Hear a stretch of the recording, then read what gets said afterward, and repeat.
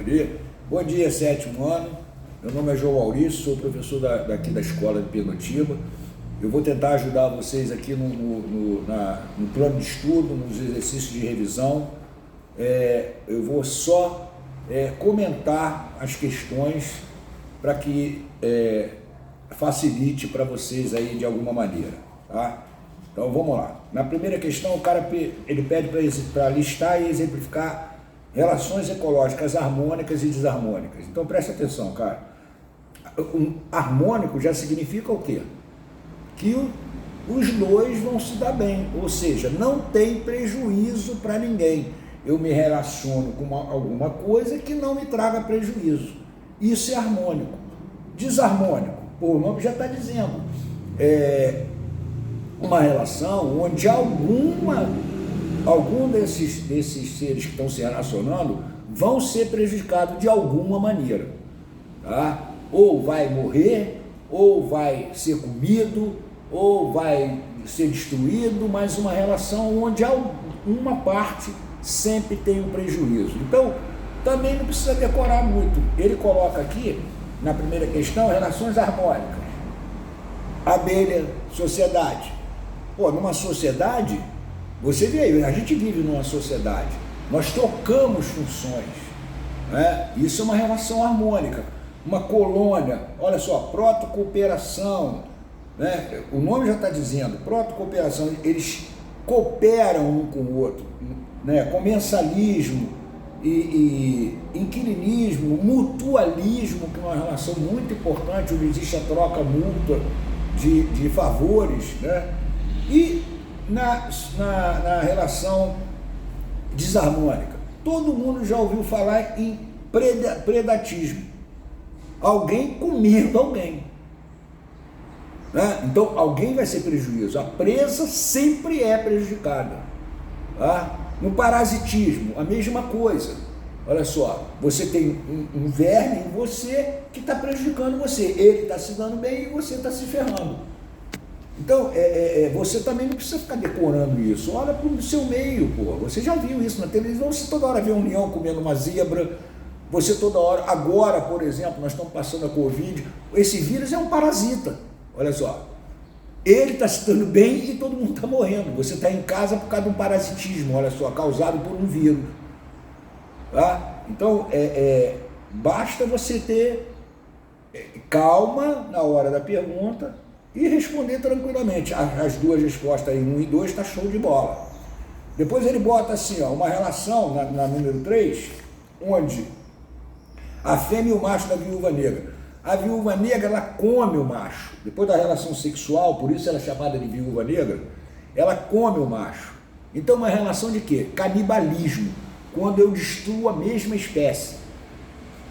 Na espécie humana, hoje, não existe mais canibalismo, ninguém come ninguém, tá? Mas existem outras espécies que existe canibalismo, uma delas é essa viúva negra, outra é louva-a-Deus. O louva-a-Deus também faz canibalismo, a fêmea devora o macho, tá? É uma coisa terrível. Eu, por exemplo, não gostaria de ter nascido nem louva-a-Deus e muito menos viúva negra.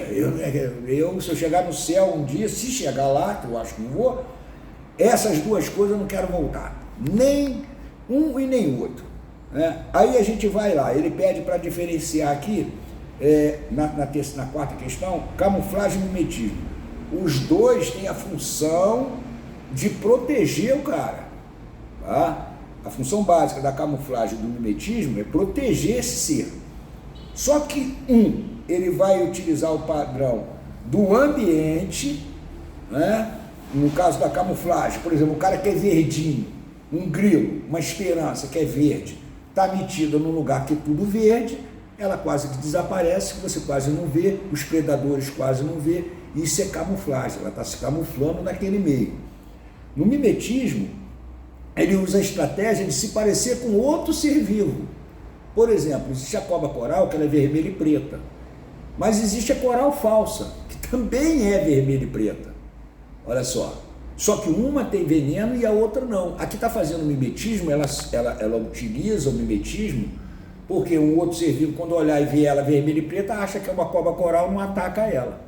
Então, camuflagem está relacionada ao meio onde ele está. Mimetismo está relacionado a um outro ser vivo. Essa é a diferença básica deles, tá? Mas a função é proteção. Aqui ele depois pede assim, na questão 5, descreva em ordem decrescente as camadas da atmosfera. Pô, isso é decorar, meu. Ele pede aqui, da ordem decrescente de distanciamento com o solo terrestre, as camadas da atmosfera. Então, as camadas da atmosfera você tem que decorar. Não tem como. Tá aqui, ó, troposfera, estratosfera, mesosfera, termosfera e exosfera. Do mais próximo até o mais distante do solo. Tá? Depois ele pede aqui, ó, para ciclo do nitrogênio. Presta atenção, cara, a maioria dos seres vivos não fixam nitrogênio, tá? Quando respiram. Nós não conseguimos, precisamos do nitrogênio, mas não conseguimos ele através do ar. Então ele tem que ser fixado ao solo de alguma maneira. Quem faz isso? Bactérias. As bactérias pegam o nitrogênio pertinente no ar e levam para o solo. Quando você planta alguma coisa ali, esse nitrogênio é recebido pelas raízes do vegetal. Quando você come o vegetal, você está comendo o nitrogênio que é necessário à sua vida. Ele coloca aqui, na resposta, tudo que você precisa saber do ciclo de nitrogênio. Eu estou te dando aqui só uma empurradinha, tipo você entender que o nitrogênio você não absorve no ar, que você precisa absorver ele através de um alimento, que quem fixa o nitrogênio no solo são bactérias, e que quando você come um alimento desse, você está recebendo o nitrogênio dessa maneira, não via ar, mas via a sua alimentação, né? E algumas leguminosas são importantes para fixar isso. Feijão, ele dá aqui exemplo, feijão, soja, ervilha, que são raízes que fixam o nitrogênio, tá? Na número 7, ele pergunta o que é combustão. Combustão é queima. Qualquer queima é combustão, tá? Então, na combustão, para que haja fogo, é necessário que tenha oxigênio. O oxigênio, ele não pega fogo, mas ele alimenta o fogo. Ele é um gás comburente, diferente do hidrogênio, que é um combustível, pega fogo, tá? Então, combustão é qualquer reação que libere uma energia muito grande, principalmente calor, tá? Então, quando você está atacando fogo em algum lugar, é combustão. Quando você liga o motor do carro, que ele explode, é combustão. É necessário oxigênio para que ocorra isso. Na combustão, a principal liberação de energia é calor, ou seja, é energia térmica, tá? Aí depois a gente vai para gases nobres. Primeiro é o seguinte, gás nobre são elementos químicos que não se misturam com ninguém na natureza, tá? Por isso eles são nobres. Eles têm 8 elétrons na última camada, com exceção do hélio, que também é um gás nobre, mas só tem 2 elétrons na última camada, tá? Todos os outros têm 8 elétrons na última camada. Todo átomo com 8 elétrons na última camada, ele está equilibrado quimicamente, tá? Então os gases nobres, eles estão equilibrados quimicamente por causa disso. Aí vem gás argônio, aí é aquela história, você vai ter que decorar gás argônio, fabricação de lâmpadas incandescentes, gás hélio para encher balão, parará, gás neônio, lâmpada de sinais luminosos, xenônio, usado para encher lâmpada e flecha, radônio, radioativo, parará. Isso você tem que decorar, não tem jeito, né? Porque, como é que eu vou explicar? Gás argônio, fabricação de lâmpada incandescente. Não. Gás argônio serve para lâmpada incandescente, ponto. Eu já estou te dizendo, a explicação eu já estou te dando. Gás nobre são substâncias que têm 8 elétrons na última camada eletrônica, não se misturam na natureza, tá? Por isso eles são gases nobres. Na tabela periódica ele está num cantão assim, ó, bem no canto, no lado, olhando de frente no lado direito meu, lá no cantinho, deve ter até uma listazinha assim, ó, colorida, para modificar, para as pessoas saberem onde eles estão ou não. Depois eu vou aqui, ó, efeitos da inversão térmica. Olha só, se eu sou o professor de vocês, se eu fosse fazer a prova, ia gostar muito de usar essas coisas que vão vir agora aqui, ó, tá? Dessas questões a seguir, tipo, essa inversão térmica, essa coisa que chuva ácida, porque isso acontece pra caramba e tá causando problema pra caramba, né? Então, o que acontece aqui? Na inversão térmica, cara, a camada de ar quente, na realidade é assim, o quente sobe e o frio desce, né? O normal é assim. Eu esquentei, subiu. Eu esfriei, desceu. Então o que ocorre na inversão térmica? Olha o que ele coloca. Uma camada de ar quente se forma sobre a camada de ar frio como uma tampa e impede que o ar frio, que os poluentes de subir para nível mais alto, eles não subam. Então é como se fosse uma tampa bloqueando, tá? Todos os poluentes que deveriam ir para a atmosfera, até o calor mesmo, tá? É bloqueado ali. Por isso a inversão térmica. São Paulo ocorre direto. Às vezes você vê aquela névoazinha em São Paulo, baixinha, aquilo ali é porque está ocorrendo inversão térmica. É poluição pra cacete. Tá? Então, isso é uma coisa séria. Outra, chuva ácida. Chuva ácida, cara, isso está poluindo até o mar. O mar está se tornando ácido. Principalmente porque na chuva ácida, cara, é um processo que ele usa o dióxido de enxofre, cara, e mistura com dióxido de nitrogênio e forma ácido. Isso chove. A gente não sente queimar, não sente isso, mas países que que não tem um tratamento legal dessas substâncias sofrem muito. Tá? A maioria das estátuas naqueles países que eram comunistas, que tinha aquelas grandes estátuas de bronze, de ferro, de isso, daquilo, elas estão sendo corroídas pela chuva ácida. Tá? Então isso é uma poluição grave que a gente precisa tomar cuidado, ou seja, tomar ciência que a gente tem que bloquear esses gases aí. Dióxido de enxofre, na hora que você queima, você libera isso. CO2, olha só. Então a gente tem que diminuir a utilização de queima de matéria orgânica, tá? Então vamos lá. Depois ele fala assim, quer dizer, onde que eu estou mais perdido. Aqui também. Relacione leucócito com a sua função, com a sua ação no organismo. Olha só, leucócitos são glóbulos brancos que têm a função de defesa do organismo. Ponto. Isso é um glóbulo branco. Tá? Você tem glóbulo branco, você tem glóbulo vermelho, que a função dos glóbulos vermelhos é respiração, transporte de gás. Você tem plaqueta, que a função é coagulação. Mas ele quer saber leucócito. Leucócitos são glóbulos brancos que têm a função de defesa. Só que aí existem vários leucócitos, cada um com uma função diferente, atuando de uma maneira diferente, mas todos, a função básica é defender seu organismo. Então ele pede aqui para você relacionar a coluna. Também relacionando a coluna, você tem que decorar, né? Ele bota lá, neutrófilos. Neutrófilos tem a ver fagocitose de elementos estranhos. Aí eosinófilos, ele coloca como?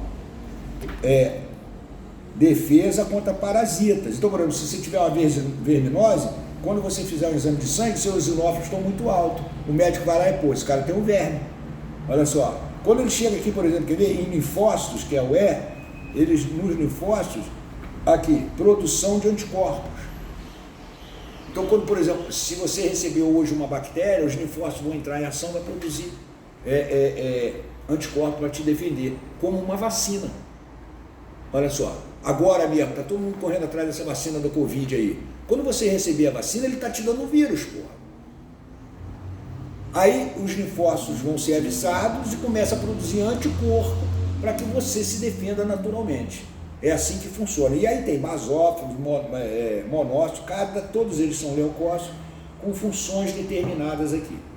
Tá? O que é imunidade inata e seus componentes?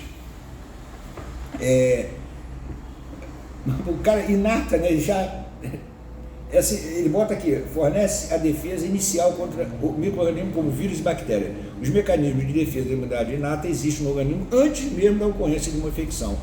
Olha só. Então Então, é como se você já tivesse esses anticorpos prontinhos ali para você. Chegou, vai atuar na mesma hora. Olha só, você não precisa estar produzindo, ele já é produzido antes que aconteça a doença, ou antes que você receba qualquer anticorpo, qualquer antígeno. Tá legal? Aí ele bota assim, ó, imunização, onde é que eu tô? Aqui, imunização ativa e passiva. Cara, imunização ativa é quando eu vou produzir. E inativa é quando eu já recebo. Por exemplo, vacina. Você produz o seu anticorpo. Então ela é ativa. Eu coloco o antígeno e você responde. Então você está produzindo o anticorpo. No soro, eu já te dou o anticorpo pronto. Então você, por exemplo, pegou uma doença, né? Se você estiver doente, eu não posso te vacinar, pô, senão eu vou te dar mais doença. Então o que acontece? O cara te dá um soro. O soro já é o anticorpo puro, pronto para atuar. Isso é passivo. Tá? Normalmente a imunidade ativa ela é duradoura. Tá? E a imunidade passiva ela não é. Para a doença, acabou, tchau e benção, até logo. Tá? Olha só, também se eu sou o professor, eu coloco alguma questão relacionada a isso, principalmente porque agora nós estamos com esse negócio de Covid e está todo mundo implorando por uma vacina. Então a vacina é um tipo de imunidade ativa. Por quê? Porque eu é que estou produzindo meu anticorpo. O soro é passivo. Por quê? Porque eu já recebo meus anticorpos.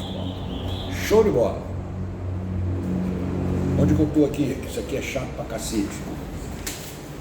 Deixa eu ver. Eita, falta pra caramba. Por que algumas pessoas apresentam alergia ao camarão? Porque o camarão passa a ser um antígeno, porra. E aí a resposta, a resposta é o quê? Proliferar, encher de pipoca. É o seu corpo dizendo assim pra você, ó, não come isso não, porque eu não gosto, meu irmão. Camarão não, come um churrasco cheio de pelanca, mas camarão não. Por isso que a alergia é isso, é quando você recebe alguma coisa que o seu corpo não reconhece e atua de forma contrária a isso. Aí você incha, fica lindão, gente alérgica fica bonito pra caramba, principalmente quando dá na cara, né? E tem alergia de tudo, hein, meu irmão? Tem gente que tem alergia a cor, hein? Então é uma situação bem desagradável para quem tem alergia, hein? Tá? Vamos lá, vamos ver aqui, o que precisa mais aqui? Fala a diferença autoimune e imunossuprimidos. Diferença entre doença e autoimune. O nome já está dizendo, maluco, olha só. Autoimune ocorre quando determinadas moléculas do próprio corpo ativam o sistema imune, perdendo a capacidade de autotolerância. Então, autoimune sou eu que estou atuando contra mim mesmo. Olha só.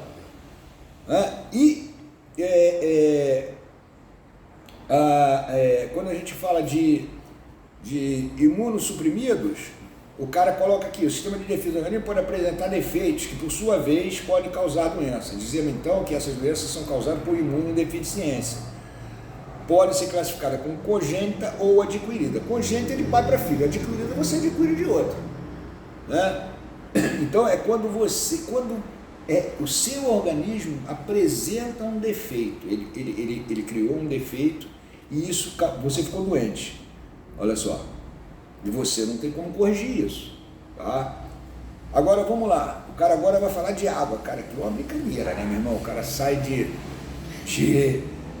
doença e cai dentro d'água, se afoga, que é melhor, moleque. Aqui. Que coisa, hein? Quais os tipos de aquíferos existentes? Aquífero é água, tá? Eu também, isso aqui, aquíferos são livres, são os mais comuns e mais explorados pela população para a construção de poços. Os aquíferos confinados são reservas de água que vêm no subsolo e são impermeáveis. Meu amigo, tem um monte de aquífero. Né? No Brasil tem um aquífero chamado aquífero Guarani, que é uma imensidão, no subsolo, é um mar debaixo da terra, né, de água doce. Existem outros, tá? Mas esse no Brasil é imenso, esse cara, pega vários países, tá? Isso aí também sou eu, se fosse eu, essa não era uma pergunta que eu ia me esquentar muito, não. Aí vamos lá para outra. 18. Quais processos observados no ciclo da água? Cara, a gente viu o quê? Mas aqui tem um desenho. Por isso que ele... Deixa eu ver se tem. Não tem. De novo, olha só. Não, falei para vocês não. Precipitação, escoamento, infiltração, evaporação e evapotranspiração. Precipitar é cair. Escoamento superficial é a água passando aí por cima da rua aí, ó. Né? Infiltração, entrar no coisa. Evaporar, vocês também já sabem. E evapotranspiração é quando você transpira e evapora. Tá? Para nós, isso aqui tudo acontece o tempo todo aí, ó. Hoje, por exemplo, precipitação, tá correndo, escoamento superficial, tá aí na rua. Infiltração, por que hoje tem muito alagamento? Porque não asfaltou, não tem mais lugar para a água infiltrar. Imagina a cidade do Rio de Janeiro, onde não tem concreto e asfalto. Pô, a água vai para onde? Ela tem que ir para algum lugar, meu irmão. Antigamente tinha menos porque era terra, então ela se infiltrava, show de bola, quase não tinha essa conversa fiada aí que a gente tem que aqui em Niterói ou no Rio, ter um carro e um barco. Choveu, anda de barco. Não choveu, anda de carro. E é assim que funciona. Depois ele vai perguntar assim, pô, eu gosto da sequência, é lógica demais. Né? Você sai do negócio, agora, por exemplo, eu vou para solo, olha que legal. Saí da água, nós fomos para doença, depois nós fomos para água, agora nós vamos para solo, e ainda agora nós estamos em relação ecológica, olha que barato. Eu acho essa unidade perfeita, para ninguém entender nada. Né? Então vamos lá. Aqui, como podemos classificar as rochas? Que legal! Veja você, primeiro rocha são sedimentares, né? Pode ser sedimentar, pode ser ígnea e metamórfica. Sedimentar, o nome está dizendo, sedimentar, ela vai juntando, né? Vai somando assim, ó, uma em cima da outra, vai sedimentando e ali vai formando uma rocha e pronto. Ígnea são rochas vulcânicas, tá? Normalmente, quando o vulcão entra em erupção, que é aquela lava, coisa e tal, ela depois vai se transformar numa rocha, é uma rocha ígnea. E metamórfica é aquela que se transforma em outra. Tá? Ela está se modificando. Então vamos lá, agora qual é aqui? Já estou na 20. O que é um solo? Isso é importantíssimo. Os solos estão em constante transformação, mesmo depois de formado, uma vez que ficam sempre expostos à ação dos organismos que vivem nele em condições de clima. Então, cara, na realidade, olha só, você tem vários tipos de solo. E ele às vezes se modifica pela própria ação da natureza, da chuva, do vento, da água, não interessa. Então eu posso ter um solo calcário, eu posso ter um solo umífero, que é cheio de matéria orgânica, eu posso ter um solo muito pobre, né? Então eu tenho vários tipos de solo, não existe assim uma afirmação é isso, né? É muito difícil. Então, solo é o quê? São camadas paralelas da superfície que vão se juntando ali e vai formando o solo. Que se for rico em matéria orgânica, é um solo umífero. Se for rico em calcário, é um solo calcário, e assim por diante. Tudo bem? Então, olha só, eu fico feliz de estar aqui falando com vocês. Bom dia, espero que de alguma maneira isso ajudou vocês. E eu também gostaria de dizer que vocês deveriam estudar pelas respostas, está muito bem feito isso, está te dando um resumo da matéria do ano inteiro. O que eu estou fazendo aqui é resumindo mais ainda, tá? Só por uma necessidade, mas o mais correto é estar estudando isso aqui, entendendo isso aqui. Se tiver algum problema, entre em contato comigo, não tem problema nenhum. Tá? Então, valeu, bom dia para vocês.